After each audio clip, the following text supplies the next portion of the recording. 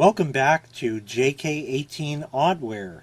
Today we're going to talk about the Digital Convergence CueCat. Now I'll tell you right off the bat that many other people have made videos on these devices. This is going to be my own personal spin on it. Every single one of those videos has that person's spin on it. What this was a device that was most commonly remembered as being given out with Radio Shack catalogs. So you have to be older than 20 some odd years to maybe remember this. This was given out with Radio Shack catalogs around the year 2000. And it is a barcode reader in the keyboard wedge variety. Let me undo the cable here. As you see, it is PS2. That was commonly used back in those days. USB had not yet taken a stronghold, as it was really around sometime in 1998 when it came into widespread use with Windows 98. However, there was allegedly a USB version of this made. Never seen one in the wild. They're very hard to come by from what I understand. And so these were PS2, and they were keyboard wedge. So in other words, you unplug your keyboard. Now imagine this is your keyboard cable that would plug into here, okay? And this plugs into your computer's PS2 port.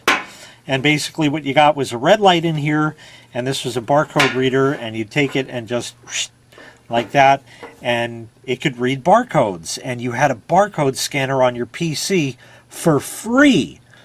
Greatest idea. Sounded great on paper. In reality, it didn't quite work that way.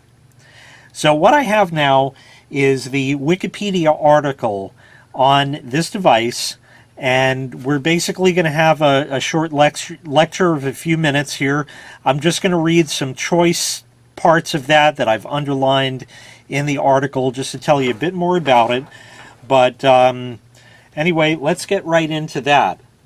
So from the Wikipedia article CueCat, it says it was given away free to internet users starting in 2000 by the now defunct Digital Convergence Corporation.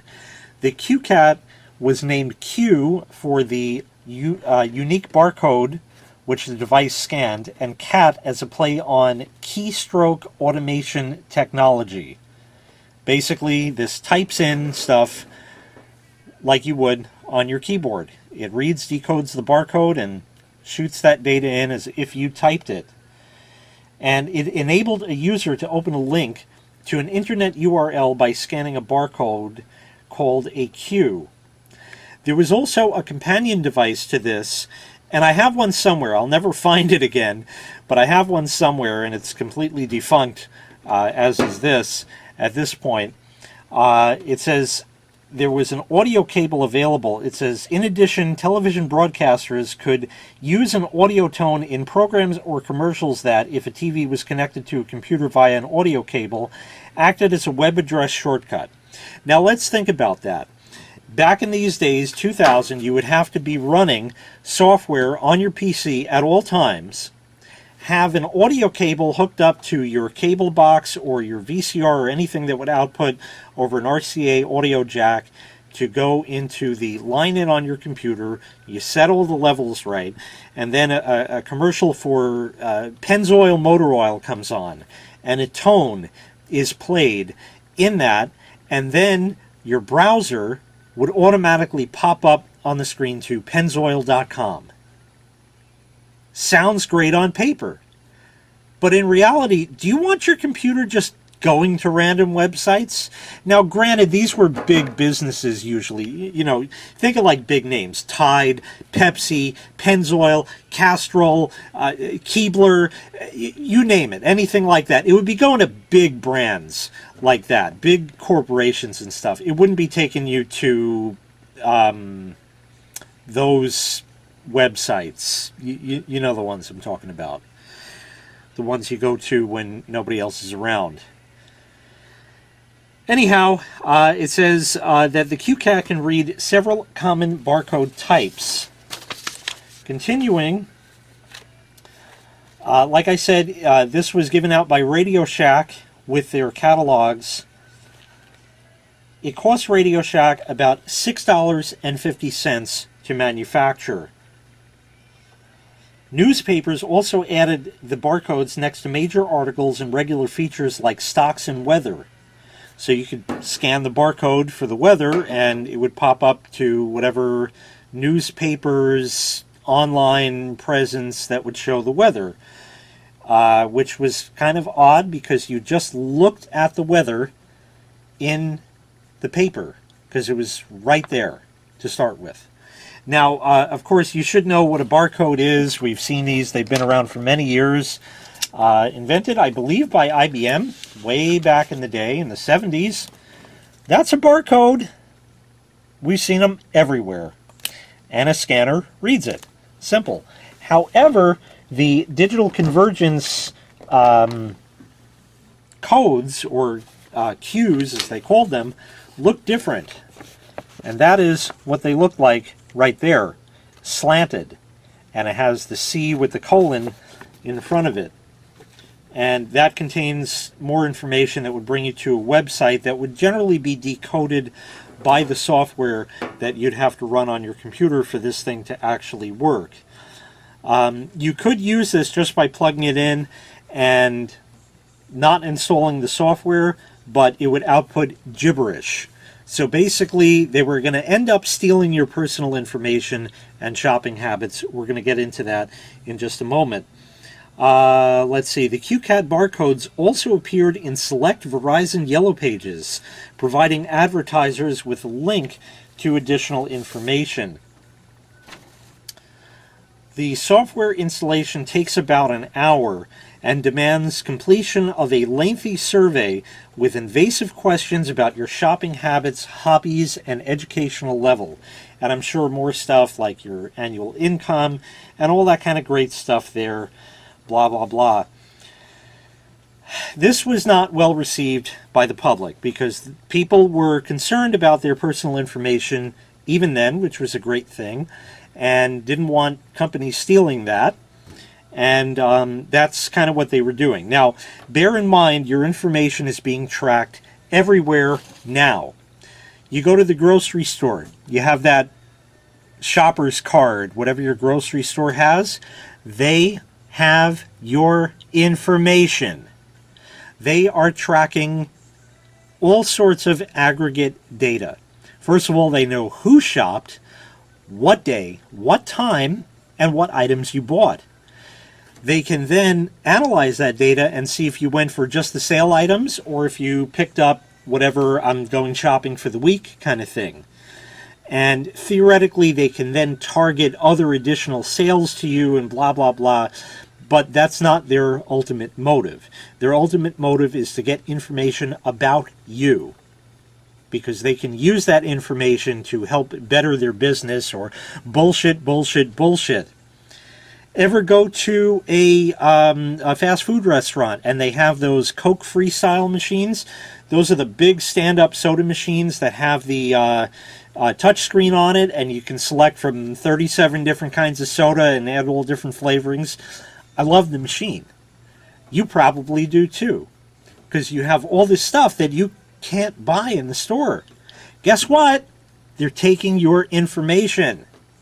They don't know who you are, but they know that at a certain time, on a certain day, at a certain restaurant location, so they have the restaurant and the location, they know that they don't know who you are, but they know that you went there and you got soda. They know if you took ice. They know what soda you chose. They know how long it took you to pick the soda you wanted. It knew if you went back to the main screen to look at other sodas that they have in there. And they know how much soda you took in ounces as well. All of this stuff, and then they can analyze that data and aggregate it and take a look to see, at this particular restaurant, most people are getting plain old Coke. Okay, good. If that helps them with their marketing, great. So, but at least they're not collecting personal information directly about you. They're instead getting aggregate data that they can then use to get rid of Tab and other great sodas that they used to have. However, the reception of the CueCat, getting back to that, was not well received. It says, in the Wall Street Journal, Walter Mossberg criticized CueCat. In order to scan in codes from magazines and newspapers, you have to be reading them in front of your PC. That's unnatural and ridiculous. Mossberg wrote that the device fails miserably. Using it is just unnatural. The CueCat is widely described as a commercial failure. Joe Salkowski of the Chicago Tribune wrote, "You have to wonder about a business plan based on the notion that people want to interact with the soda can." And also said that people didn't accept the idea of reading their magazines next to a wired cat-shaped scanner and or at their computer, really, for that matter. However, it then gets dirty. The CueCat device was controversial initially because of privacy concerns of its collecting of aggregate user data. That's what I said before. Each CueCat has a unique serial number, and users suspected that Digital Convergence could compile a database of all barcodes scanned by a particular given user and connect it to the user's name and address. For this reason, and because the demographic market targeted by Digital Convergence was unusually tech-savvy, numerous websites arose detailing instructions for declawing the CueCat, blocking or encrypting the data it sent to Digital Convergence. Digital Convergence registered the domain digitaldemographics.com, giving additional credence to privacy concerns about use of data. It then went on. Third-party software applications for decoding the CueCat's output quickly appeared on the internet, followed by a plethora of unofficial applications. That was a great thing for the end user, piracy in its finest. Like I said, this connected to the computer with a PS2. There may have been a USB version out in the wild. However, these still can be used even today using a USB to PS2 adapter. And that way it just plugs in USB. You got a bunch of USB ports that are taken up by all sorts of things on your computer. This can plug into it, and you don't have to worry about plugging a keyboard in there as well. It'll just work as it appears to the computer as another attached keyboard, basically. In September of 2000, security watchdog website securitywatch.com notified Digital Convergence of a security vulnerability on the Digital Convergence website that exposed private information about CueCat users. Digital Convergence immediately shut down that part of their website, and their investigation concluded that approximately 140,000 CueCat users who had registered their CueCat were exposed to a breach that revealed their name, email address, age range, gender, and zip code. This was not a breach of the main user database itself, but a flat text file used only for reporting purposes that was generated by Cold Fusion code that was saved on a publicly available portion of the Digital Convergence web server. Basically, long and short of what that means is they fucked up.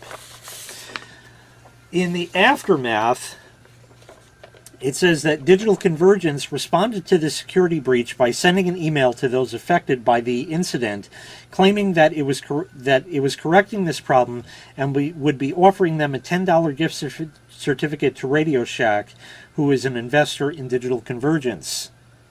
I got one of those $10 gift certificates. I don't remember what I used it for, but I definitely did get it. The company's response to these hacks was to assert that users did not own the devices and had no right to modify or reverse engineer them.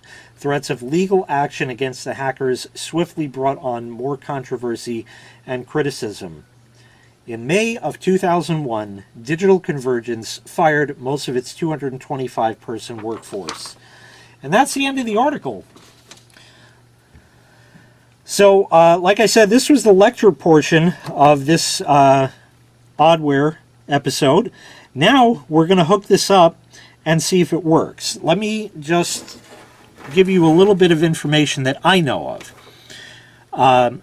Like I said, you plug this in PS2, and over here is where it reads. This is a cat, obviously, with the little ears and that, and haha, and the little window there. There were other versions of this that had a more, shall we say, rectangular window. There were two versions of this that I knew of. One had two red LEDs in it, and one had one red LED and a mirror. And the one with two LEDs seemed to work a bit better than the one with one and the mirror. I guess at this point what we're going to do is hook this up to the computer and see if it will still work at all. So let me get a computer and we'll set this up. We're of course going to use some period correct hardware. This is a Dell Inspiron 5000 in fairly decent shape. It's got some wear and use on the keyboard. It was actually used heavily but kept in good condition. And the reason I'm using this laptop is because it is vintage enough to have a port right there. Yes, indeed. It even has, I don't know if you can make it out, a keyboard and mouse type symbol there. Let me undo the cord here for a moment, and I will take that and plug it in. Right on. Right on. And now I'm not going to cut the video right here. I just want to power up the laptop just so you can see the CueCat turn on. It's just a red light, really. There's not too much to see. We'll do that. Open the laptop up. I'll move the CueCat in frame over here. Turn the laptop on, and it's red. This one does have, I don't know if the camera can make it out. This is one of the two LED models. So like I said, this outputs data that is encrypted with their own proprietary system. And as far as getting around it, there were software solutions and hardware solutions. Let me get this machine booted up, and we'll see if this even works at all, because this may just fall flat on its face at this point. This particular CueCat, I'm not certain about it, but this may have been left plugged into a computer that was turned on for 10 years, so it may not even read anything anymore.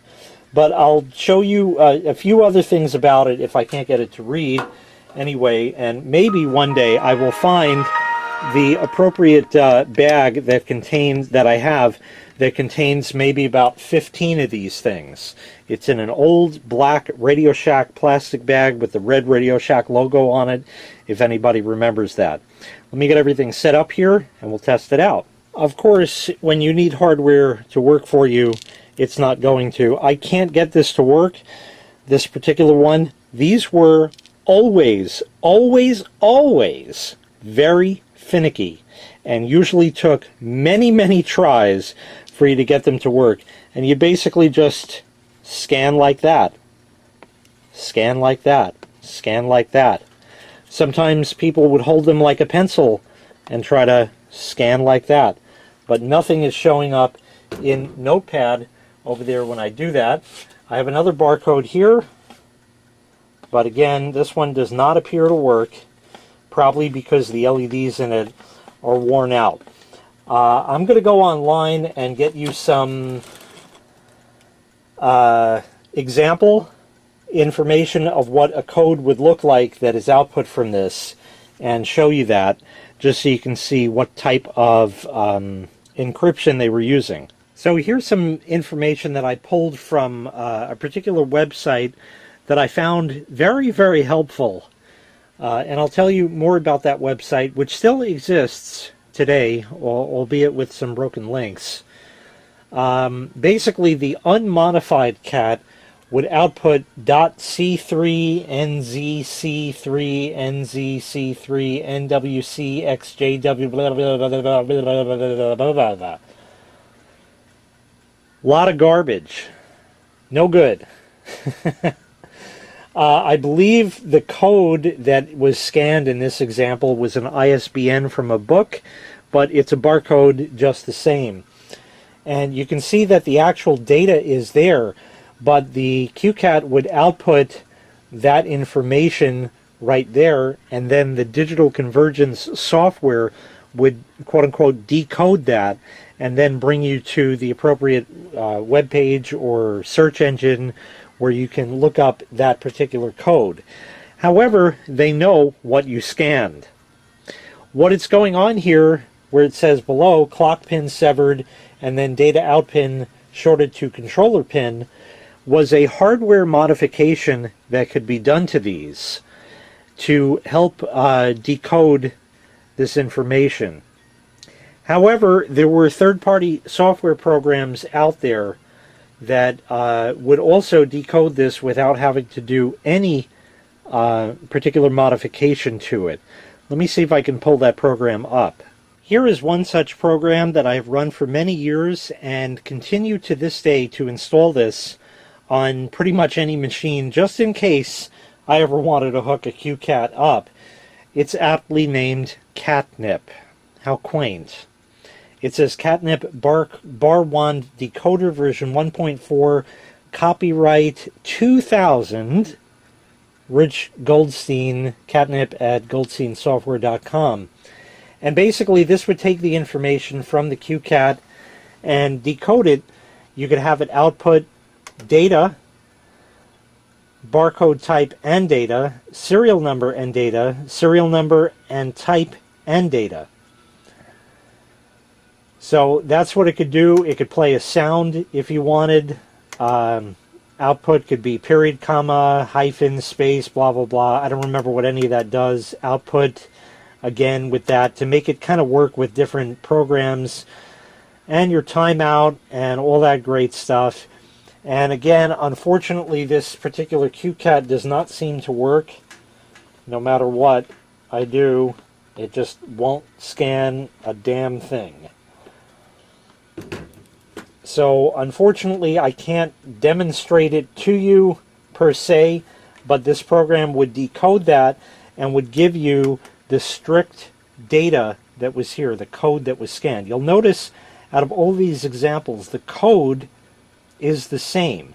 So this is, you know, whether it's decoded through third-party software or through something else, like a hardware modification, the code could be extracted from this long string of data. And you'll notice that with the clock pin severed, we have a different string, .bm instead of .c3, and the data out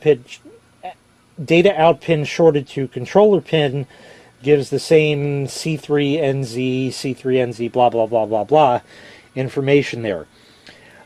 So now what we're going to do, especially since this doesn't work, is we're going to take a little bit of a closer look at it here.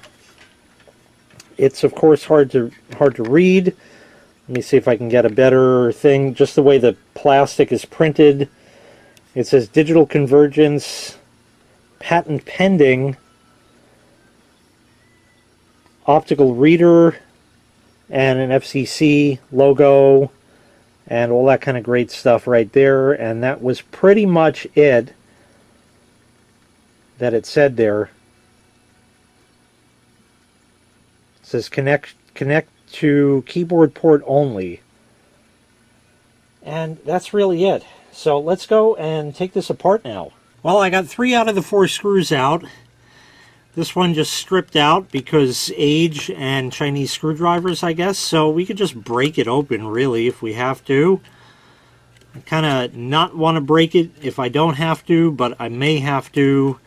And that looks to be probably the case because I don't have that pulled out enough to where it will come out. Sometimes if you apply a little force on it, yeah, doesn't seem to want to come out. Let me get a good screwdriver and see if that'll work. Using my patented method, I was able to, and that's why I can't tell you what it is, I was able to get that screw out. Is it still buggered up? You're damn right it is, but at least we can now open the CueCat. So we will pull this apart. Has a couple of clips there. I can pop the thing out, and there we are. So this is really it. It's a custom-made circuit board to fit this thing. This here is the sensor that's there. Again, you can't see really in it, but there are two LEDs in there, red LEDs, and somewhere it has the sensor to actually read it. There were a couple of screws to actually remove the board. There are 4 screws to remove the board, and curiously there is a potentiometer on there, and I don't know what that actually does. I guess I could possibly tweak that. I doubt it would be the you know, like to adjust the sensitivity of this thing or anything like that, but I could play around with that and see, you know, just for fun. Not much in here that we can really see. Is the board, yeah, let me go and actually take the time to take the board out so we can take a better look at it. So here's the underside of it, and it looks like this is the infrared reader, if you will, or optical sensor that reads the information from it. There's a chip with a sticker on it, quality control sticker, and a couple of other chips. Basically what I'm getting into here is there were other enterprising individuals out there that took this apart and had oscilloscopes and probed the thing to reverse engineer it. And of course, like I explained with the article before, Digital Convergence was none too pleased with that. There was a very, very, very simple modification that was done with these CueCats, which could permanently disable the serial number in it and have it just output plain old text. Exactly what it read, and that was it.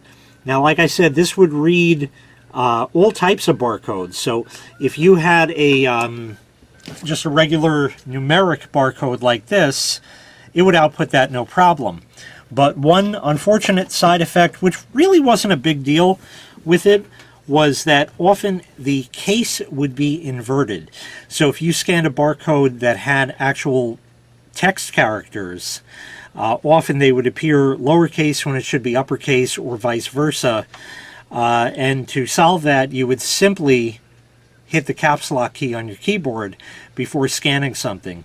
It wouldn't turn the scanner on and off per se, but it would at least you know, allow you to scan the data, and sort of acted like that. So if it didn't want to scan properly the first time, you'd say, oh yeah, caps lock, hit that, and then it would work.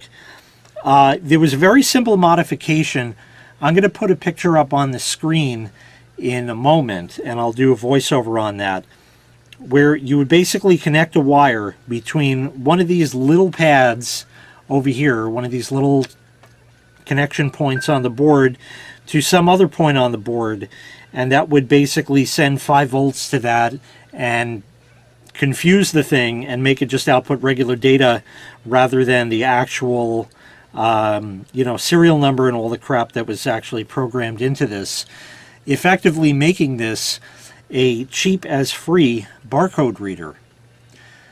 So let me put that picture up, do the voiceover with that quick. It's not a high resolution picture because it was taken from the website that I had mentioned before, sex.org. That's right, sex.org. No, it's CEXX, sex.org. And I'll put a link, of course, in the prescription to that. But here's that picture that showed how simple it was to hardware modify one of these. Now, I apologize for the low-resolution picture here, but that is all that was available. This picture is still live on sex.org, where you can see it. The resolution of it is tiny, small, and utterly useless by today's standards. But remember that back then, this was in the year 2000, maybe 2001, and a lot of people still had dial-up. So small file sizes were very beneficial. Basically, what you're seeing here is a particular revision of the board. This one is a little different than the one I had, and you can see right in the center there's that black epoxy blob, and in there was a chip that was epoxied over so you couldn't tell what it was, and that would have the serial number programmed in, as well as a lot of other stuff there. There are a number of arrows pointing to plus 5 volts. Now, being that this plugs in either PS2 or USB, we are indeed dealing with 5 volts. And there were a number of pins on the board, as those arrows indicate, that had 5 volts available for you. And in the lower right, it says, hit me with plus 5 volts, baby.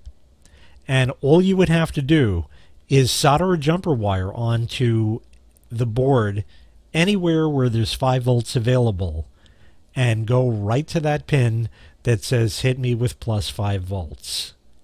That was all you had to do. And then the CueCat was permanently hardware modified. And once modified, it would simply output the actual barcode that was scanned. Like I explained, if you were using alphabet characters or text characters, if you will, then a lot of times the case would be inverted, but again, that could be taken care of by simply pressing the caps lock key on your keyboard. Later on in the video, I will explain that I actually did such a modification, and of course, yes, it did work beautifully. I believe the website sex.org had suggested using something like a bread tie, like a loaf of bread, the little twist tie on that. You can strip off the insulation or the paper or whatever it is, and that would be the right size wire that would fit a lot of these holes in the board, and then you just solder it up, and that was that. And it was permanently modified. You didn't need to run any software or anything like that. You simply scanned, and it would output the data that it read off of the barcode. Plain, simple, and cheap as free.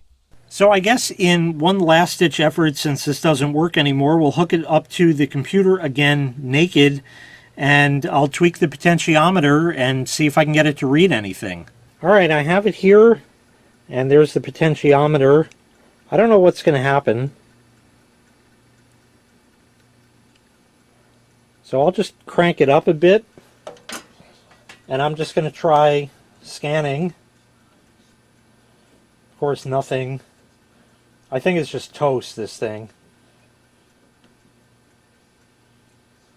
So I'm going to play around with that. I'm going to turn that potentiometer one way or another and keep playing with it. It does not seem to alter the brightness of the LEDs. I think they're just either not bright enough or the actual optical pickup is just toast after being powered on for so many years. With the potentiometer turned up, sometimes I can get the machine to kind of wig out. You'll notice in the upper right corner is the right-click dialog. As far as I know, this is outputting keyboard scan codes and not mouse. I don't think this laptop... There it goes. See, and then it gets into a weird state where it doesn't want to... So that's really it. I'll turn the potentiometer way down the other way and see if I can elicit any other response. But I like I said, this thing I think is toast. Well, as I kind of figured, unfortunately I was not able to get this to work. I played with the potentiometer in all different positions, and the best I could elicit as far as the response is making the mouse pointer go crazy and right-click all over the place and stuff like that. However, a fresh one would probably work. If one day I ever find that, of course, I will make a video on that. as far as the hardware modification goes that I put the picture up before, my dad and I actually did that. I was a lot younger, so my skills as far as this went weren't that great. So he did assist me with that, but you know, I opened it up and he basically just soldered the wire in is all it was, but that was many, many moons ago. One thing we did to that particular CueCat, and I don't know where that one ended up, was to take a Sharpie and put a mark there and there. Basically highlight the cat's eyebrows, if you will, so to speak, this area here where it goes down to the nose. So we drew that in with a blue Sharpie, so we knew that that one was hardware modified as opposed to the other ones. So unfortunately, this video has come to a sad end, much like Digital Convergence Corporation. That's all it wrote. It's a dead device, this particular one. If you have a fresh one that has not been powered on for many years, it probably would still work. I can't really expect much else to go wrong, and I think the only problem with this is something just plain wore out after so many power on hours is really all it is. But if you do find one, I don't know if you could still find that catnip software, but I'm sure plenty of other software is out there, and it can be used as a makeshift barcode scanner. Why would you want to? Even if you just run that CueCat software and not the original software that this came with, not that it would even connect up to a server anymore and deliver your personal information to the internet for all to see, or anything like that, because it would probably just crap out. But on the other hand, it barely worked at best on a good day with the right conditions. You're much better off going on eBay, going on Amazon, and finding some off-brand barcode scanner. Now, they've changed in recent years. They have white light that flashes. They have cameras. They can scan QR codes, all that. But if you just want to read plain old barcodes, you could probably find one of those scanners for like 30 or 35 bucks. The old school type that they used to pick up, they still have them in places where you pick it up, you squeeze the trigger, and there's the red line that goes back and forth like that. And that will scan stuff every time, because at a store, at a register, what do? Beep, beep, beep, beep, beep, beep, beep. Okay, 5683. Speed and efficiency. Could you see them playing with one of these fucking things? I'm sure there were a couple of mom and pop shops that tried something like this for a while, hacking it, possibly, but they ended up probably just buying a barcode scanner, if they even had stuff with barcodes on it. So you're much better off just buying a real barcode scanner. They're dirt cheap these days. They used to be expensive. They used to be very expensive. I have one that is, it's nothing special, and it was costly at the time. It was maybe $80 when I bought it, and that was many, many years ago, maybe 2007 or so. We'll call it about 2007. So that was 14 years ago as of the recording of this video. Prices have come way down. You can find them dirt cheap. I saw a video by UXW Bill 5 years ago where he had, I think, a wireless one that was 35 bucks. It was dirt cheap. And you'll have a much better experience. So like I said, the CueCat failed, as did my demonstration, but unfortunately this is what I'm left with, and it's dead. Again, one day if I do find another one laying around, or if anybody has one that is still in the package unused and you want to send it to me, I'll be happy to make a video of scanning some stuff with it, or at least attempting to, and see where that goes. So on that note, thank you very kindly for watching. If you like this video, make sure you click like. If you didn't, please click dislike twice. Make sure you smash the subscribe button while you're at it. Thanks again, I really appreciate it, and we'll see you next time. Bye-bye.